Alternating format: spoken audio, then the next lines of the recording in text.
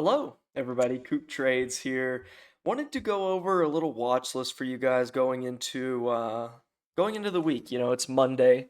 There's a couple stocks that I'm liking for potential long ideas. I think there's four that I'll have on today's watch list for you guys that are two of which I think could be good for entries as soon as tomorrow, and then others are just kind of, in that setup type area that you just want to put on your watch list. But first, I want to tell you guys about Trades by Coop. It's my new VIP room. I'll give you a 3-day free trial. You get all of this stuff for free whenever you join. Membership starts at $75 a month. But whenever you compare that to the type of value that you get out of a trading server, um, just not even really a comparison there. But okay, enough of that. Enough of the shilling, if you will. Let's check out a couple trade ideas, eh? So the first one is STRL, Sterling Infrastructure. So this one, it's just flagging super cleanly and it's trying to break out. You can see today we had some nice volume come in, 388K, compared to Friday's volume of 330K. So it's a little bit higher, even though it's kind of on par. But it's breaking out. See, so I mean, I kind of drew out what it's doing. It's flagging on previous pivot. So it's trying to break up a previous pivot. So if we can hold up tomorrow above like 460, I would be looking to take entries. And this is kind of what my hypothesis would be if we're planning on swinging this name. If we catch an entry at, 460, would be looking to maybe take some profit around a I can't talk, around pivot of 477. And that's going to bring along some resistance, right? It's previous pivot, so it's always a psychological level as well as a technical level.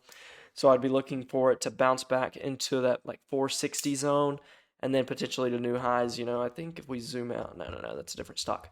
But yeah, just to new highs, potentially even above $500. So STRL is one of the two that I said that we're going to be watching for tomorrow. The next one is MU.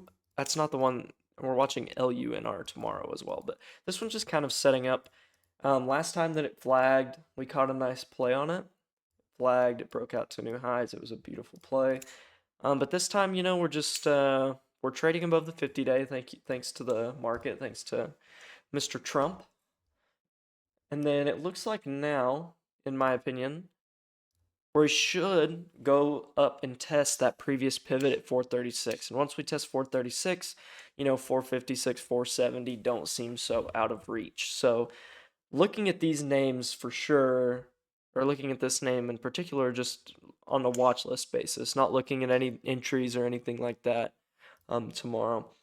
Next stock is going to be LUNR. As you can see here, it's kind of forming part of my drawing. I drew this earlier, but we got a kind of a cup. It's kind of a nasty cup. We're just kind of trading sideways inside the cup, but we have a cup, and then this is kind of setting up perfectly. Like we have previous pivot here, and it's handling into previous pivot.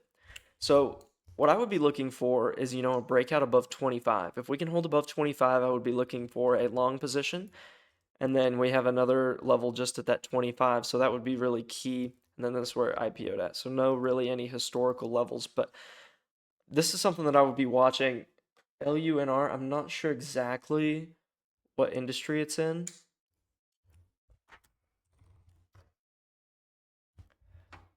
Aerospace. Okay, so it is aerospace. I think StockDoc took a play in aerospace. Um, I don't remember what exactly the ticker was. It was a cool ticker. Oh, it was UFO.